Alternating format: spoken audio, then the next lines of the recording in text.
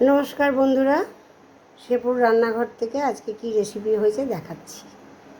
প্রথমেই দেখালাম ভাত। এখানে দেখুন আজকে নিম পাতা দিয়ে আলু মাখা করেছি। আলু দিয়ে নিম পাতাকে ভেজে নিম আলু ভাতে করেছি। এখানে দেখুন ঘট কচু দিয়ে একটা আলু দিয়ে নিরামিষই তরকারি করেছি, যেহেতু আজকে শনিবার। এখানে সবজি দিয়ে সব সবজি দিয়ে একটা ডাল করেছি। এখানে দেখুন পনির ভাপা করেছি, আজকে পনির ভাপা করেছি। আমার এই রান্নার ভিডিওটি যদি ভালো লেগে থাকে বন্ধুরা, লাইক করবেন, কমেন্ট করবেন, শেয়ার করবেন। আর আমার চ্যানেলে যদি ভালো লেগে থাকে একটা সাবস্ক্রাইব করে রাখবেন।